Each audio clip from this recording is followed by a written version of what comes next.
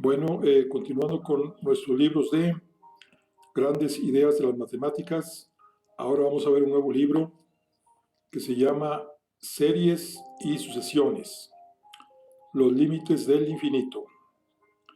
Este libro es de Ángel M. Núñez. Y vamos a ver aquí en la contraportada, dice lo siguiente: series y sucesiones, los límites del infinito. Las series matemáticas, por su ubicuidad y su versatilidad, constituyen un pilar fundamental del cálculo moderno y han sido la antesala histórica del pensamiento infinitesimal, desarrollado posteriormente por Leibniz, Newton, Riemann y Lebesgue, entre otros. Objetos matemáticos aparentemente más sofisticados, como las derivadas y las integrales, no dejan de ser límites y sumas infinitos, profundamente emparentados en un nivel conceptual con las sucesiones y las series. Grandes ideas de las matemáticas. Bueno, vamos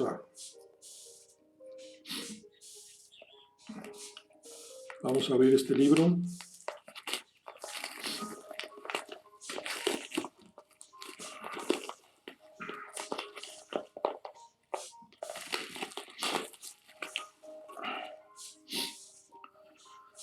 Vamos a ver cuántas páginas trae. Este libro trae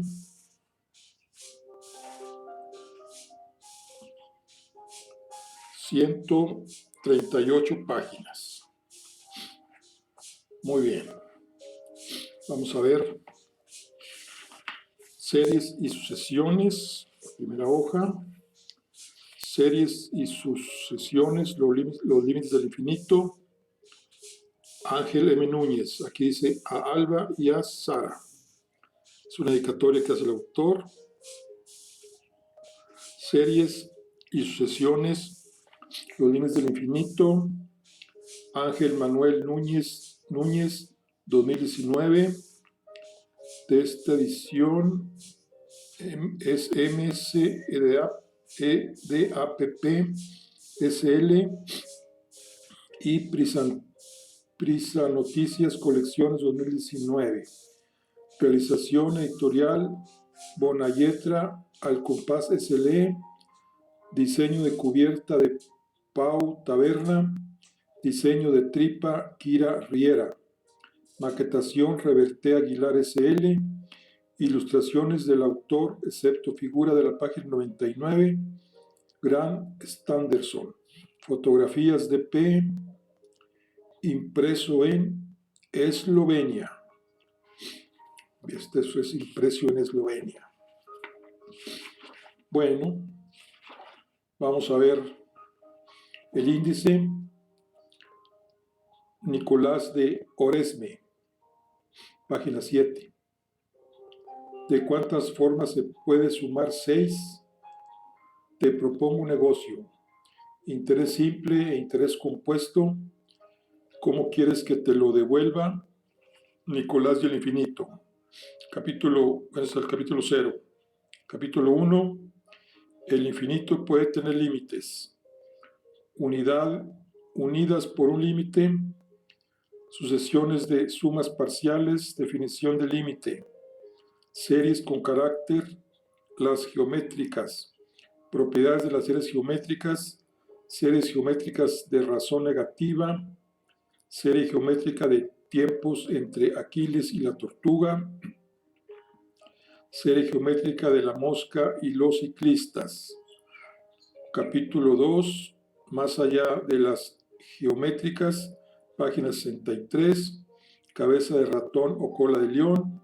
Propiedades de las funciones trigonométricas. No liar la parda.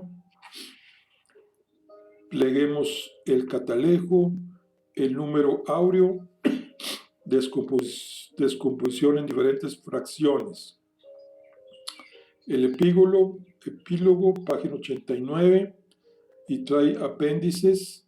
El problema de Basilea, cómo se obtiene la misteriosa ley de recurrencia, la serie telescópica alternada de la sección, pleguemos el catalejo, la serie armónica alternada, una integral no es más que una suma infinita.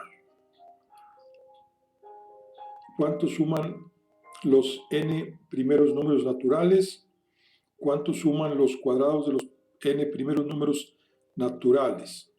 Bibliografía, libros y recursos de la web.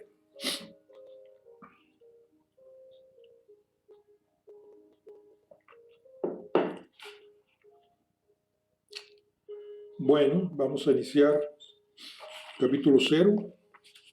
Bueno, recordemos que el 0 también es un número.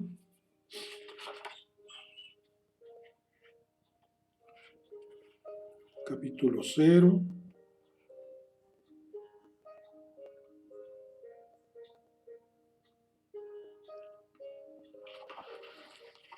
Nicolás de Oresme. Esta historia arranca en el claustro de una abadía benedictina en la Normandía medieval. Lo sé, puede parecer arbitrario y poco relacionado con lo que el título adelanta y lo que cabría esperar de su contenido. En realidad podríamos haber procedido de forma más ordenada, al menos cronológicamente, y haberle hecho empezar entre las columnas dóricas que flanquean una galería de la Anatolia del siglo V a.C. Más adelante veremos por qué.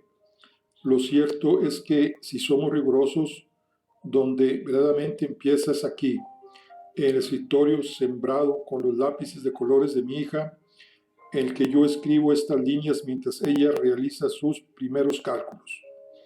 Como tantas otras historias, esta tiene diversos protagonistas que se suceden en el tiempo, sumando sus modestas o titánicas contribuciones a la serie de ideas que irán apareciendo en el desarrollo del relato.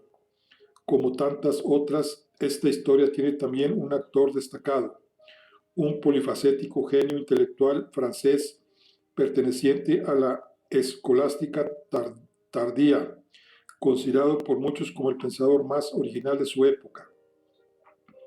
Nicolás de Oresme debió de nacer alrededor de 1323 en un pueblo llamado Fleury-sur-Orne, cerca de Caen, en Normandía. No debía de proceder de una familia particularmente privilegiada, pues tuvo que ser becado por el Colegio de Navarra, institución para aquellos estudiantes que no podían costear sus gastos en la Universidad de París. Estudió teología y se doctoró a los 30 años, a los 33 años, edad a la que fue nombrado gran maestro del Colegio de Navarra. 8 años después ya era deán de la Catedral de Rouen, lo que hoy en día sería una trayectoria meteórica. Nicolás desarrolló actividad en disciplinas tan variopintas como la física, la economía, las matemáticas, la psicología o la música. Entre sus muchas contribuciones cabe destacar la utilización de representaciones gráficas de dos ejes de las que se sirvió para demostrar un teorema cinemático de la época conocida como el teorema de la velocidad media o teorema de Merton, bautizado así por las proposiciones que habían intuido los matemáticos de Merton College de Oxford unos pocos años antes. El teorema viene a decir que la distancia recorrida por un objeto cuya velocidad varía de forma lineal, o lo que es lo mismo que se mueve de forma uniformemente acelerada, es la misma que habría recorrido a una velocidad constante que fuera el promedio entre su velocidad inicial y su velocidad final. Una representación gráfica esquemática de esta demostración se puede ver junto con un retrato del propio Nicolás de Oresme en la página anterior. Aprovecharé la ocasión que me brinda el teorema de Merton para anticipar que movimiento y velocidad son conceptos con los que toparemos en el transcurso de esta historia. Se puede decir de nuestro protagonista que fue en muchos sentidos un adelantado a su tiempo.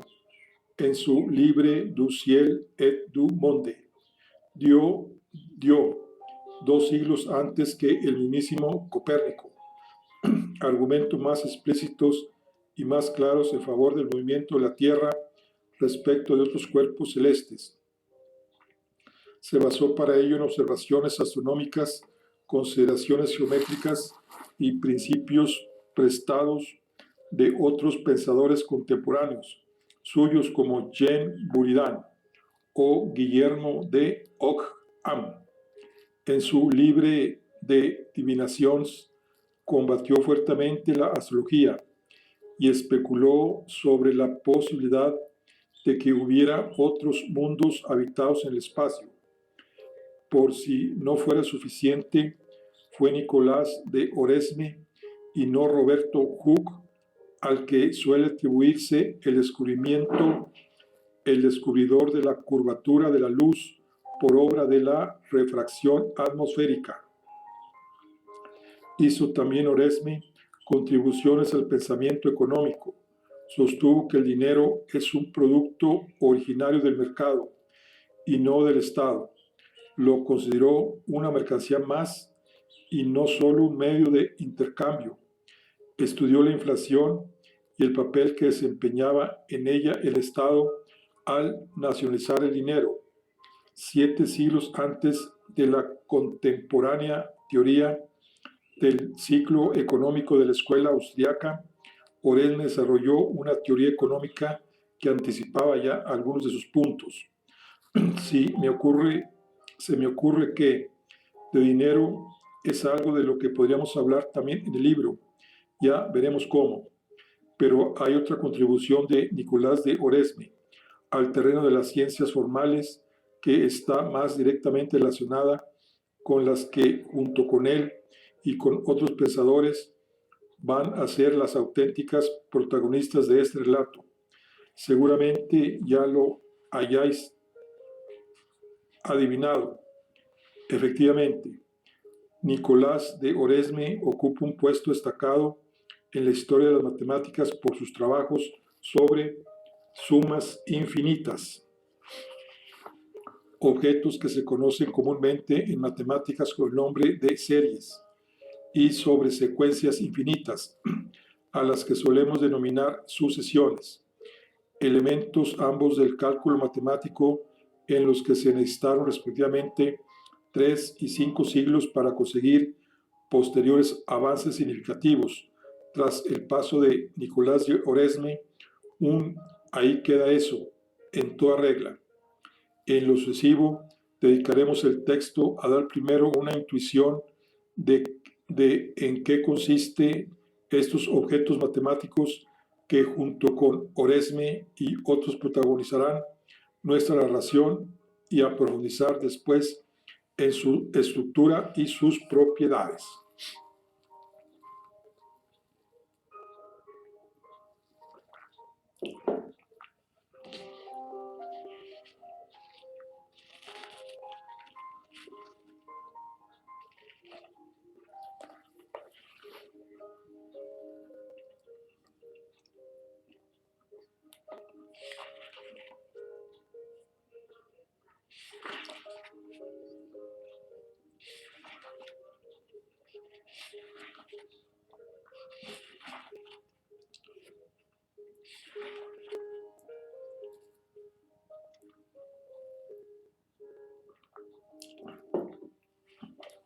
Capítulo 1.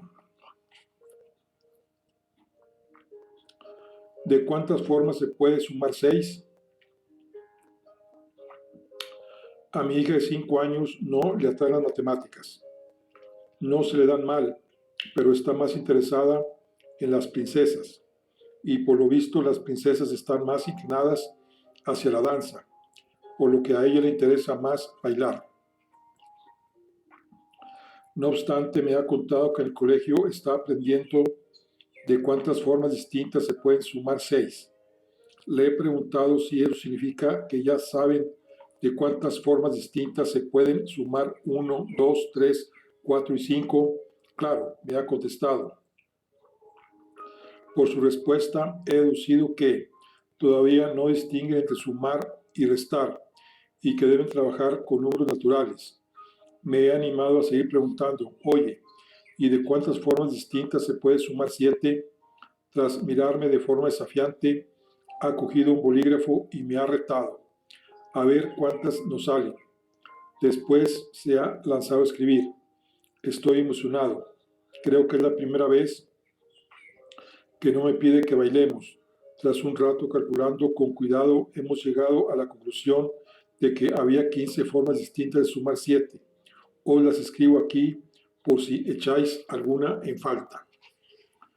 1 más 1 más 1 más 1 más 1 más 1. 2 más 1 más 1 más 1 más 1 más 1. 2 más 2 más 1 más 1 más 1. 2 más 2 más 2 más 1. Ahora 3 más 1, 1, 1, 1. 3 más 2, 1, 1, etc. Hemos seguido indagando y ya sabemos de cuántas formas distintas se pueden sumar. Ok.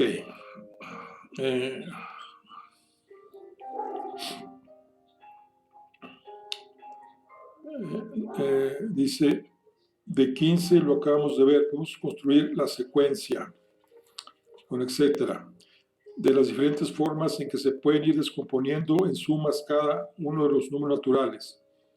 En realidad mi hija y yo estamos redescubriendo la pólvora porque, aunque ella aún no lo sabe, ya existe una función bien conocida en matemáticas que asocia a cada número natural n el número de formas en que se puede sumar dicho número, m en función de n a partir de otros números naturales. O sea, 1, m en función de 1 en 1, 1 en m2, 2, 3, m3, 3, 4, m4, 5, 5, m5, 7, 6, m6, 11, 7, m7, 15. Se la denominan función de partición y aparece en diferentes campos de la física y las matemáticas. Tras una inocente observación inicial, resulta fácil ver que la secuencia que estamos construyendo ha de ser forzosamente creciente, porque con cada número n se puede hacer como mínimo las mismas particiones de m de n-1 que con el número anterior sin más que sumar 1 a cada una de ellas y añadirle lo correspondiente al propio número n. Esta condición se puede expresar más formalmente escribiendo, y aquí viene una notación, digamos,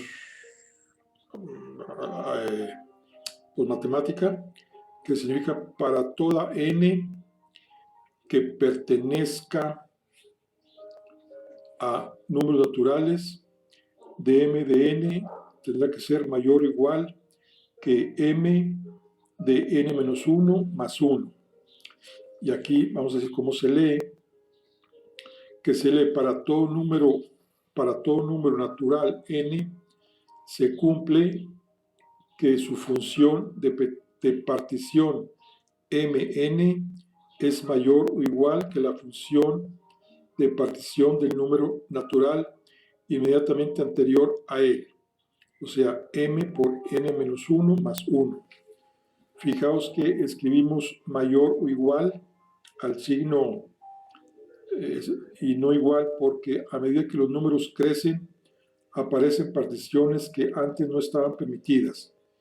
Por ejemplo, para el caso del 4, tenemos m de 4 igual a m de 3 más 2, porque aparece una partición con dos doces, o sea, 4 igual a 2 más 2, que no existía en m función de 3.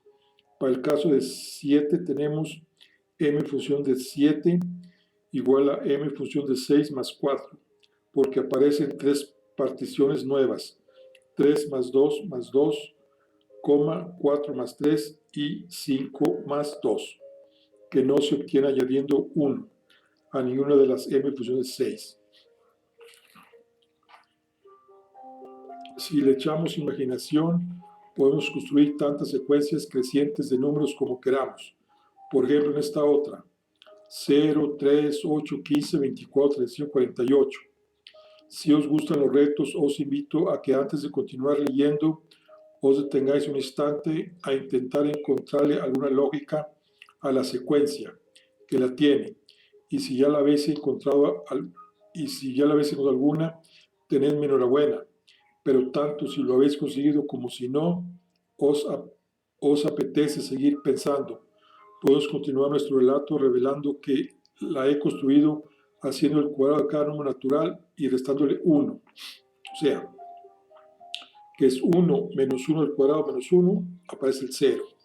2 menos 2 al cuadrado menos 1 igual a 3. 3, el 3 es 3 al cuadrado menos 1 igual a 8. El 4 al cuadrado menos 1 igual a 15. Y así está la secuencia. 5 al cuadrado menos 1 igual a 24. 6 al cuadrado menos 1 igual a 35. Esta regla se puede escribir también más formalmente como sigue.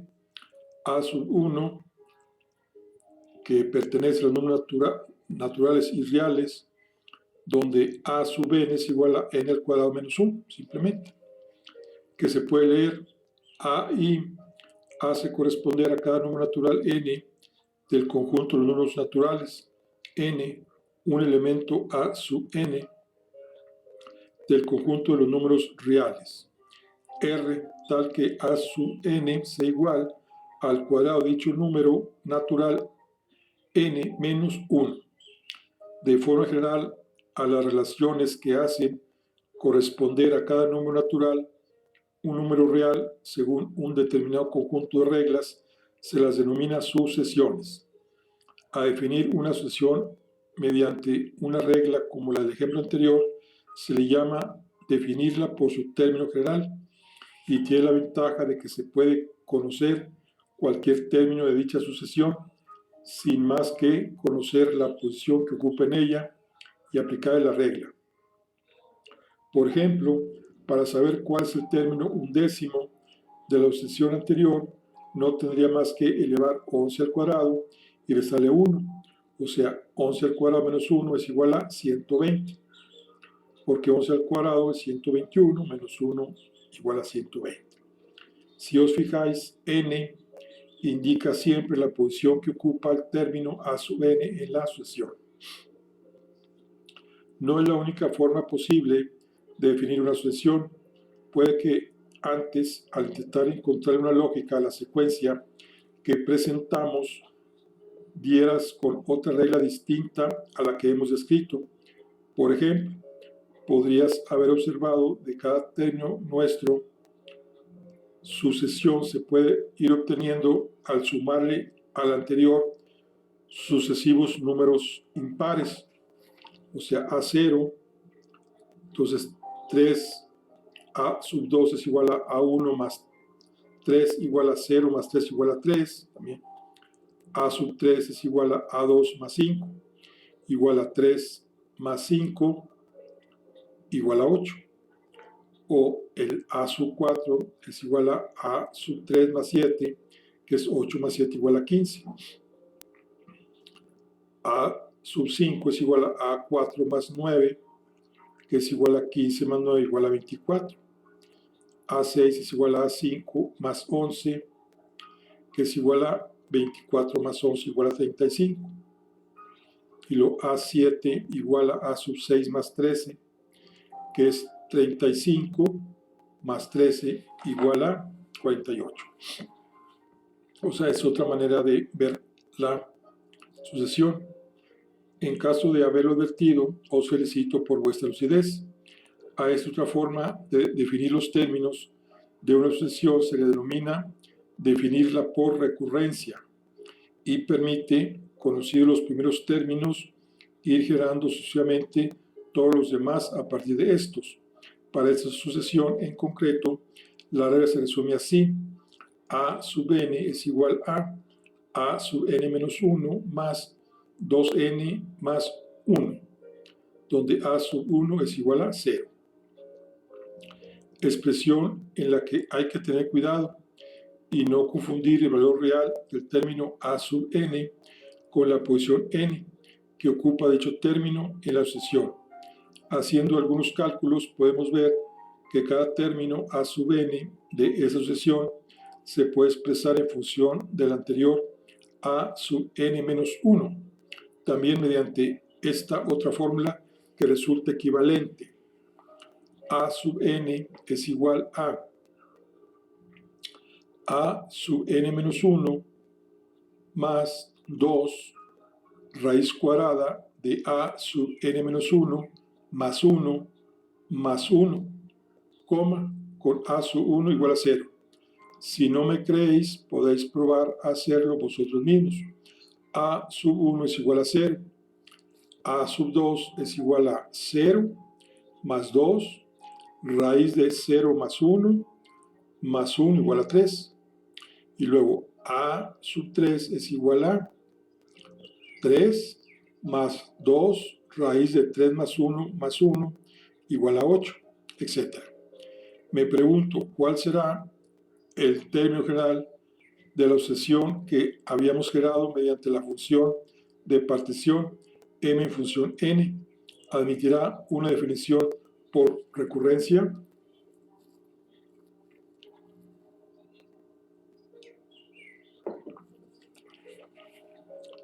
Te propongo un negocio. En la sección anterior hemos definido lo que es una sucesión y hemos puesto un par de ejemplos de sucesiones crecientes. En esta sección vamos a ilustrar el hecho de que no todo lo que crece lo hace de la misma forma. Para ello os voy a hablar de un colega mío que es un hacha para las finanzas. Al parecer, ha dado con la fórmula para un negocio extraordinariamente lucrativo. Como es mi amigo y me aprecia, me ha ofrecido la oportunidad de participar en el negocio. Para que éste se ponga en marcha, contribuiré con un capital inicial de 1.000 libras, o 1.000 euros. Transcurrido un tiempo, comenzaremos a obtener pingües beneficios que tendremos que repartir. Mi colega me ha dado dos opciones y no me decido. Por una parte, me ha propuesto darme cada año un 50% del capital inicial. Por otra, darme cada año un 26% del capital que lleve acumulado hasta ese momento. La primera opción parece más lucrativa. En los primeros años iré obteniendo 1.500 euros, 2.000, 2.500, 3.000, etc. Mientras que con la segunda obtendría 1.260, 1.588, 2.000, 2.520, etc. He preguntado por ahí, me dice que no sea tan tonto y elija la primera, pero yo tengo la sospecha de que hay gato encerrado. Efectivamente, si no sucumbimos a la inmediatez del corto plazo y somos un poco pacientes y continuamos las secuencias, observaremos que, transcurridos los primeros 6 años, la diferencia de ingreso entre una opción y la otra comienza a ser sustancial. Ambas opciones son crecientes. En ambos casos, cada año voy teniendo estrictamente más dinero que el anterior, pero salta a la vista que, transcurrido un tiempo, la cantidad de dinero que acumulo con la segunda opción es muchísimo mayor. Y aquí dice ver la figura 1. Entonces, la figura 1 ve que en la primera opción, que es un 50%, por ejemplo, dice que, pues si algo en 10 años, yo tengo aproximadamente acumulados como unos, como unos $5.000 o 5.000 euros. Y acá, en 10 años, tengo casi 10.000. Y en 11 sube a 12.500. Total, en 15 años, en la segunda opción, yo tendría 34.000. Y en la primera opción tendría, pues, aproximadamente 7.500. Entonces, son sucesiones que, bueno, y aquí viene lo que es como el interés simple e interés compuesto, bien las fórmulas. Vamos a ver.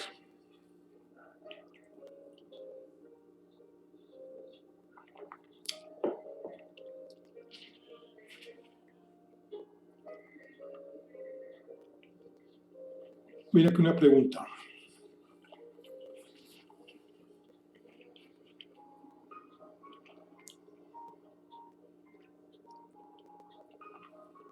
¿Cómo quieres que te lo devuelvan? En la sección anterior hemos tratado de ilustrar la idea de que las cosas pueden ir creciendo indefinidamente, pero a distinto ritmo o distinta tasa. Para ello nos hemos valido de la sugerente idea de ganar dinero. Pero ¿qué sucede si en lugar de ganarlo lo que hacemos es prestarlo y esperar pacientemente a que nos lo devuelvan? Imaginemos ahora que mi colega, en lugar de un hacha para las finanzas, es todo lo contrario. Suele tener problemas para llegar a fin de mes, por lo que suele acudir a sus confiables compañeros en busca de préstamos, con la promesa de una pronta evolución. Yo le prestaré 1.000 y, como el caso anterior, me da dos opciones para devolverme el dinero. La primera opción es irme devolviendo 100 al mes durante 10 meses. La segunda opción parece un poco más cicatera. El primer mes me devolverá también 100, pero cada mes me devolverá un 5% menos que el mes anterior.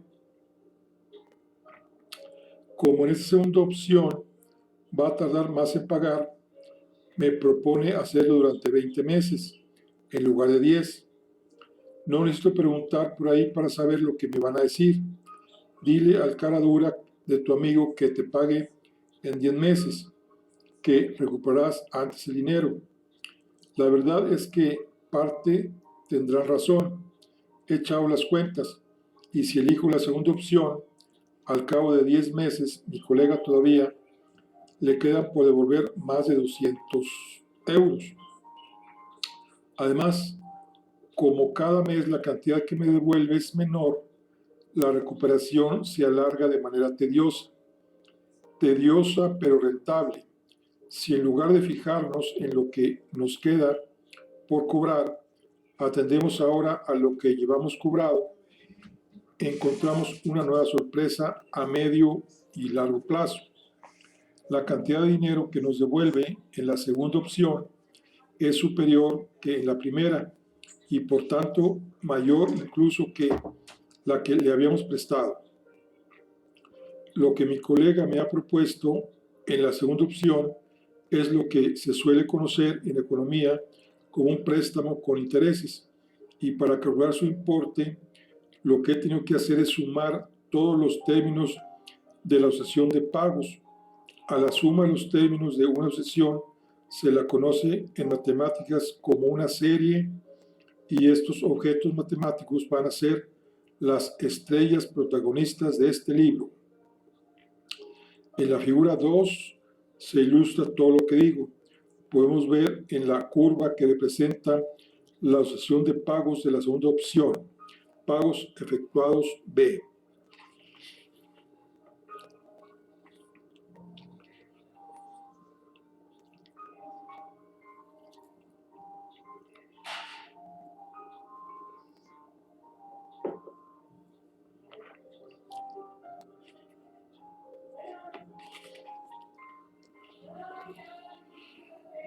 Y aquí está, por ejemplo, 100, 95, 90, punto 25, 85.74, 81.45, 77.38, etc. O sea, la curva de la cantidad de dinero que me devuelve con la opción es la A.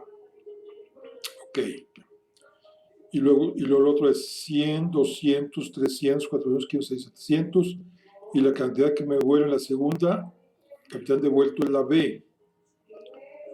Y luego 100, 195, 285, 370.99, 450.44, etcétera.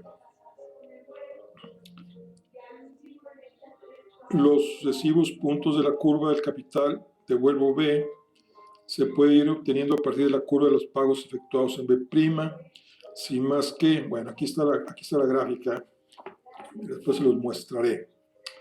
Esta representación pone en manifiesto tanto el hecho de que con la opción B cobro más dinero del que he prestado, como otro que me parece mucho más sugerente. Aunque los sucesivos pagos que mi colega me va haciendo son cada vez menores, la cantidad que recibo, de dinero que recibo, no deja de crecer. Me pregunto qué ocurriría si en lugar de 20 meses los pagos se prolongaron a lo largo de, digamos, 15 años.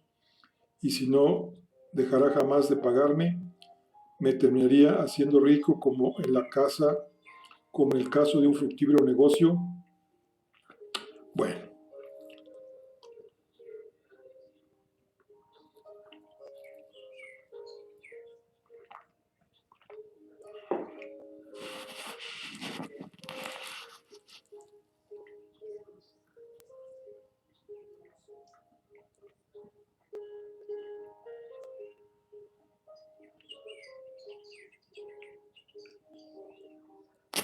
Nicolás y el infinito. Aquí también tenemos cosas que son infinitas.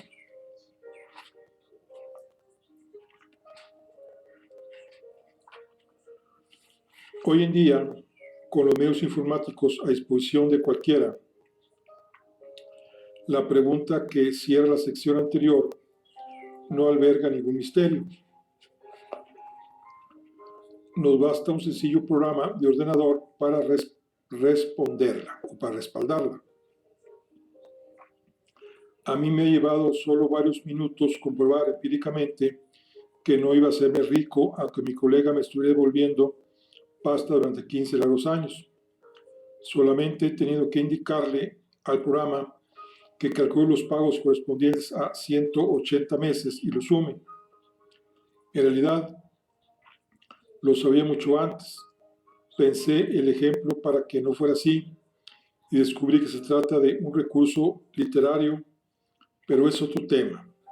Más adelante veremos que no habría sido necesaria siquiera una máquina de cálculo para averiguarlo. En la gráfica de la figura 3 puede verse la cantidad de dinero que iría acumulando a lo largo de 15 años. Hacer 180 multiplicaciones y 180 sumas a mano resulta una tarea fenomenal. ¿Cómo decirlo? No parece el plan ideal para una tarde de sábado. Sin embargo, esta clase de problemas matemáticos han inquietado a la humanidad desde mucho antes de disponer de máquinas que simplificaran la tarea. La mayor parte de ejemplos de sucesiones que hemos puesto hasta ahora han sido crecientes. Las hemos construido de tal forma que cada término era estrictamente mayor que el anterior. ¿Por qué lo hemos hecho así? Porque es más fácil construir sucesiones crecientes que sucesiones decrecientes. En realidad, no. Invito al lector a detenerse unos instantes a pensar cómo, a partir de cualquier sucesión creciente de términos positivos, podemos construir otra decreciente, casi por el mismo precio, dándole la vuelta a la sucesión. Bueno, esta estrategia tiene un inconveniente.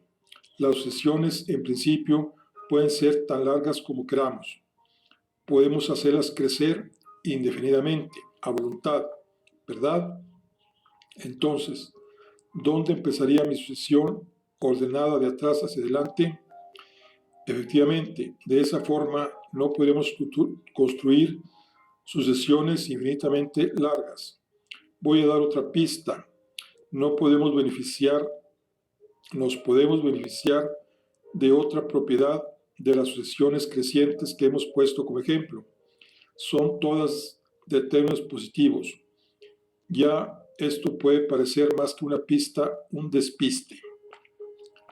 La idea es que toda sucesión creciente cumple por definición que para toda n que pertenezca a un número natural, a sub n más 1 tendrá que ser mayor que a sub n.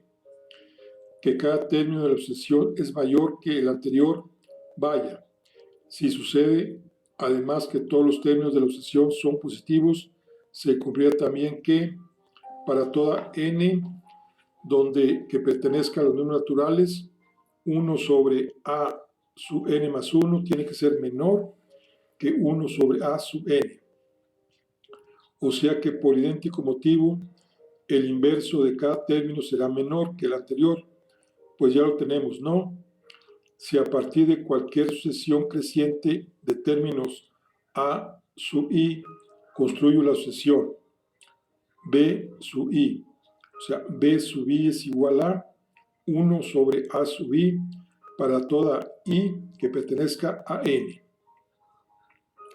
De los inversos de los términos de la primera sucesión, habré construido una sucesión decreciente casi por el mismo precio de la primera.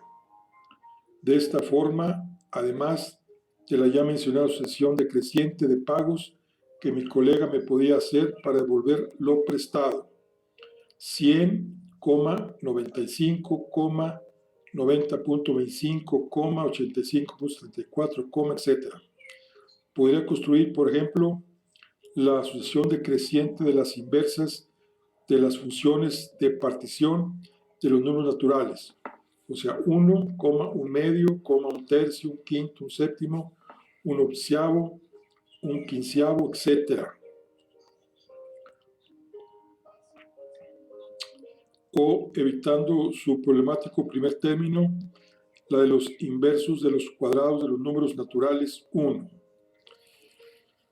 Y Nicolás de Oresme, ¿qué tiene que ver con todo esto? Bueno, como decíamos antes, una de las contribuciones al campo de las matemáticas de este pensador de multiforme ingenio está directamente relacionada con las series y con la aparente paradoja que algunas de ellas encierra. Esta aparente paradoja tiene lugar cuando se pone sobre la mesa un concepto matemático bastante escurridizo, el infinito. Tan escurridizo es que hasta ahora he intentado irlo soldando al hablar de nuestras sucesiones y series, limitándome a decir que eran tan largas como quisiéramos, o indefinidamente largas. Lo que en realidad quería decir, sin anticipar la idea, era que en la esencia de estos objetos matemáticos está que sean infinitos.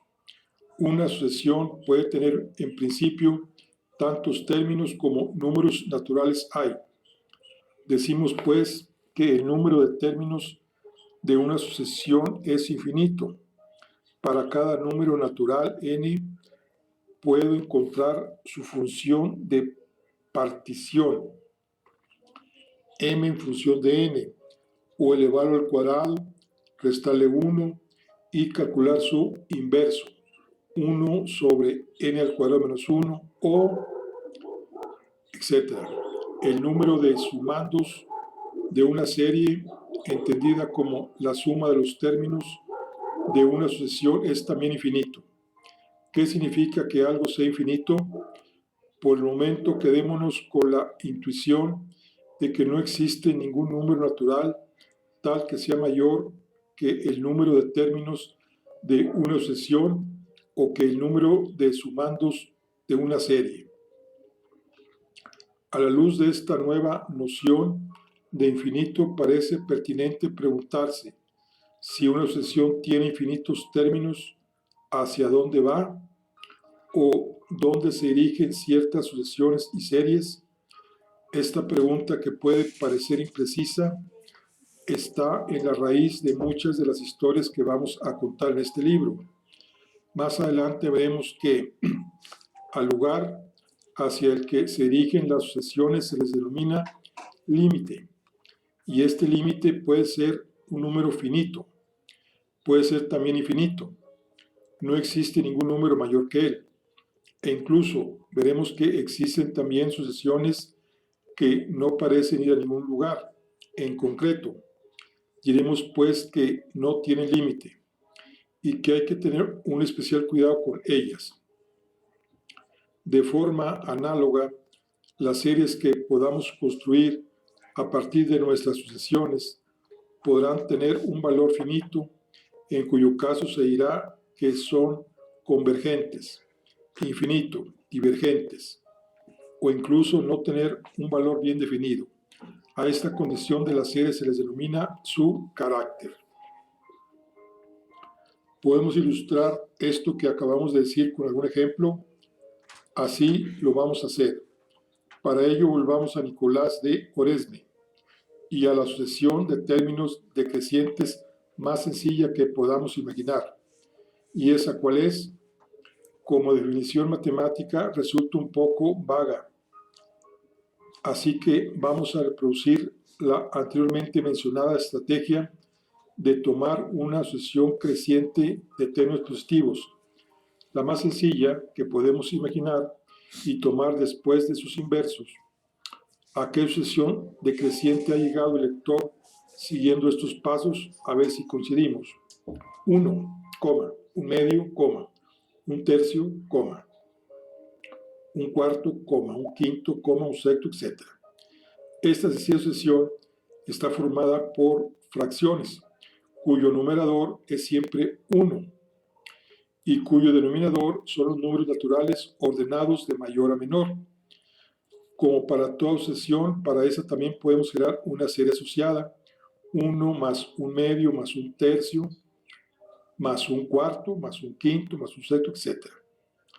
A la célebre serie así generada se le conoce como la serie armónica. Y la primera demostración formal de cuál es su valor se la debemos a nuestro amigo Nicolás de Oresme. Si representamos gráficamente estos dos objetos matemáticos de la misma forma que hemos hecho con las sucesiones y series anteriores, obtenemos la figura 4, en la que podemos observar ciertos paralelismos con la sucesión de pagos de la figura 2 y su serie asociada. Ambas son series crecientes, construidas a partir de sucesiones de términos decrecientes, pero si, como el caso anterior, echamos mano de la tecnología y sumamos sus 180 primeros términos, observaremos una inquietante diferencia. Mientras que en el caso de la figura 3, todo parece indicar que la serie no superará el valor de 2000 por muchos términos que añadamos. Para el caso de la serie armónica cuesta encontrar una cota superior equivalente para el valor de la serie, 7. 7 podría ser una cota superior, ¿verdad? Aunque el valor de la suma de los términos aumente, si nos fijamos en la figura 4, no parece que vayamos a superar el valor de 7. ¿O sí? Fijémonos ahora en la figura 5A, en la que hemos llegado hasta 1800 términos. Está claro que nos hemos quedado cortos. Tal vez 9 sea una mejor cota, pues tampoco si atenemos a la figura 5B es que hemos tomado 18.000 términos, vemos que 9 tampoco es suficiente. Si nos dejamos llevar por nuestra intuición, esto que ocurre parece tener cierto sentido. Dado que todos los términos de la sucesión son positivos, a medida que aumentamos el número de términos, la serie asociada aumenta su valor. Dado que el número de términos sumados en la serie es infinito, la serie debería crecer y crecer hasta hacerse infinita, ¿verdad? Puede ser, pero como hemos dicho, esto no es más que una mera conjetura, y los matemáticos como Nicolás de Oresme no son muy fanáticos de las meras conjeturas. Nicolás de Oresme quería demostrar que el valor de esta serie es infinito. ¿Cómo lo hizo? Bueno, antes de verlo, vamos a ver aquí lo que es las figuras. La figura 4, en oscuro los 20 primeros términos de la serie armónica y en gris, claro, sus correspondientes sumas. O sea que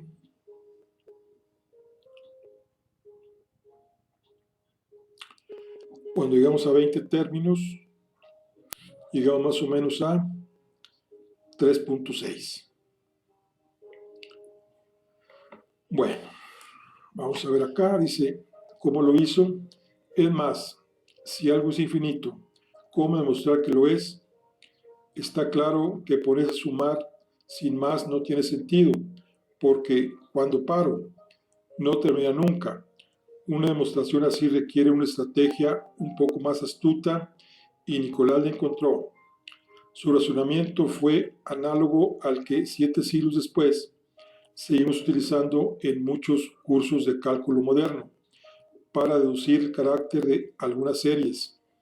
Nicolás debió de pensar algo así como, en lugar de esta serie, voy a intentar sumar otra cuyo valor sea más fácil de calcular. ¿Y qué pretendía conseguir con esto? Demostrar el carácter de otra serie podía decir algo de lo de la serie en cuestión, cuyo valor quería conocer. Si, por ejemplo, yo fuera capaz de calcular el valor de la serie de las sucesivas potencias de un medio, o sea, un medio más un cuarto, más un octavo, más un 16, más un 32, etcétera, y saber que suma 1.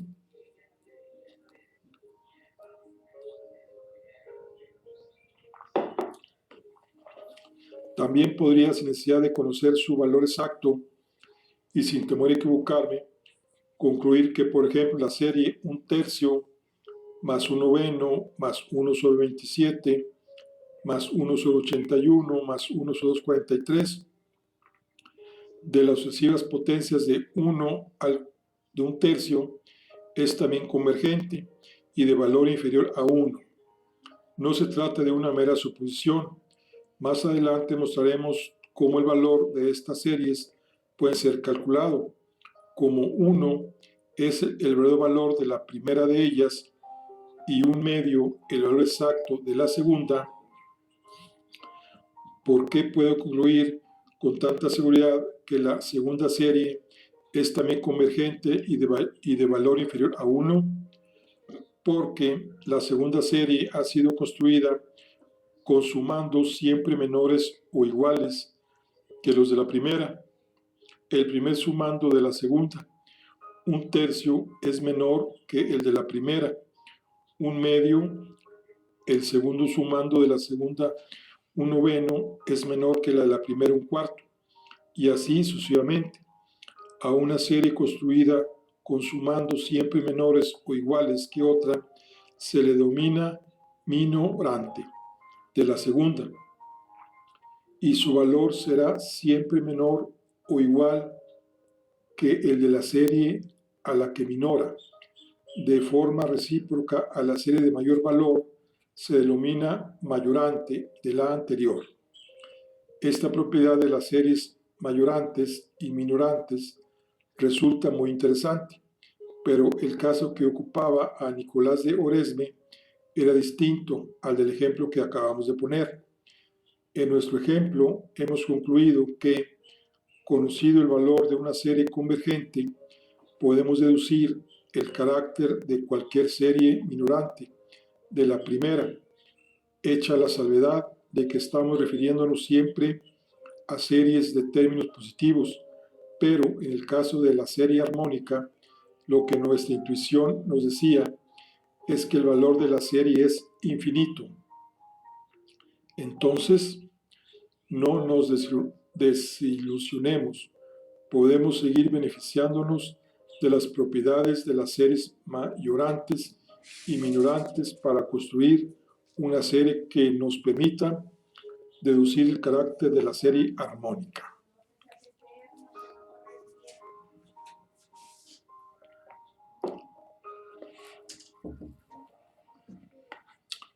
Hay una consecuencia recíproca del anterior que todavía no hemos mencionado.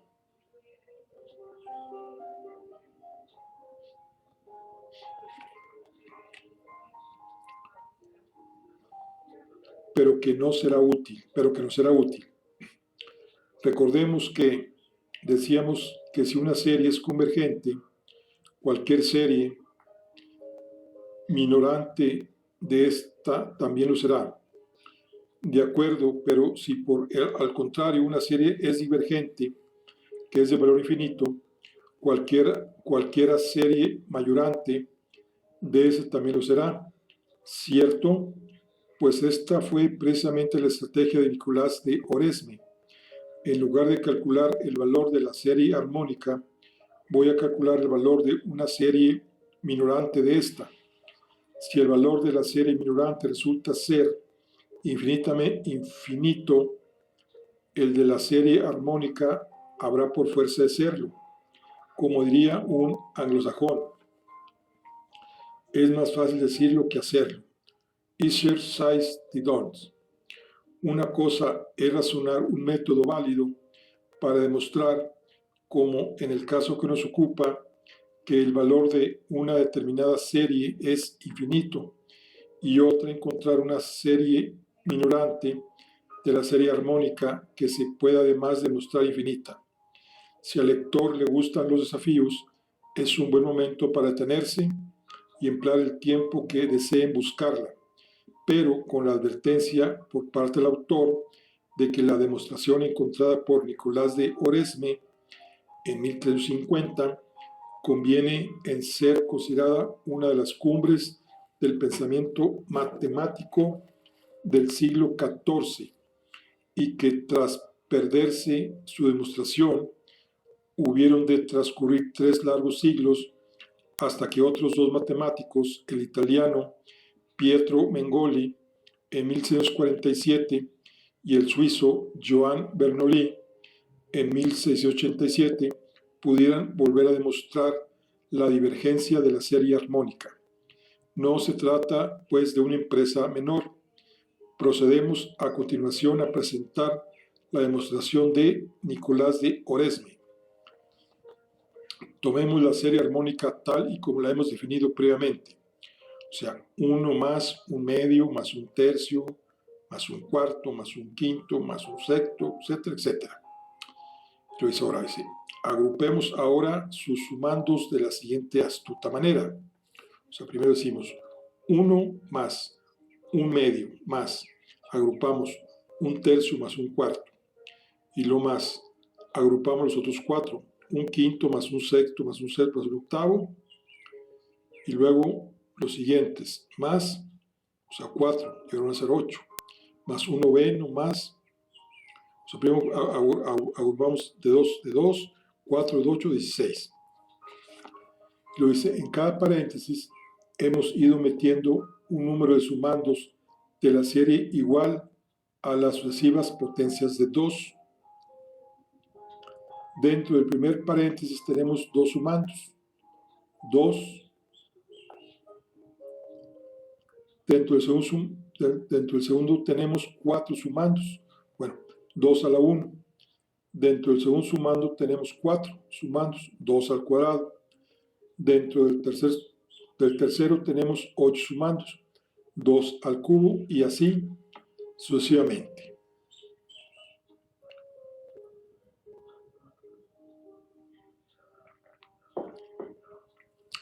Dice, de forma general, podemos decir que dentro del enésimo paréntesis tendremos 2 a la n sumandos. Más aún, por la propia construcción, si nos fijamos en el denominador del menor sumando de cada paréntesis, veremos que en el primer paréntesis el menor sumando es un cuarto. El primer sumando es un cuarto. El menor sumando es un cuarto. En el segundo, un octavo.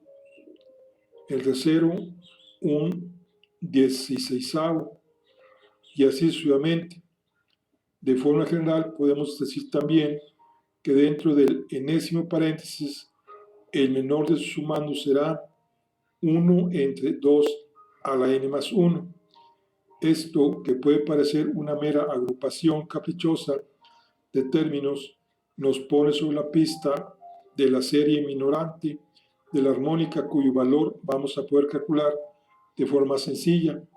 Construyamos ahora otra serie a partir de la anterior, sustituyendo dentro de cada paréntesis todos los sumandos por el menor de ellos. 1 más 1 medio más 1 cuarto más 1 cuarto más 1 octavo más 1 octavo, 1 octavo, 1 octavo, más 1, etc. Resulta evidente que la serie así construida es minorante de la serie armónica. No solo eso, en esta nueva serie minorante, el número de sumandos dentro de cada paréntesis es la mitad del denominador correspondiente a cada paréntesis. De esta forma, el valor de los sumandos dentro de cada paréntesis será siempre de 1 medio. O sea, 1 más 1 medio, más 2 cuartos, más 4 octavos, más 8 y 6, más, 2 sobre n sobre 2n más 1. Entonces es igual a 1 más 1 menos infinito. Si volvemos ahora a agrupar los sumandos de las series así obtenida, de 2 en 2, a partir del segundo podemos reescribir de forma que vemos claramente cómo cumple el segundo requisito que le exigíamos para demostrar que la serie armónica era divergente, a saber, tener suma infinita. 1 más 1 más 1 más 1 hasta el infinito.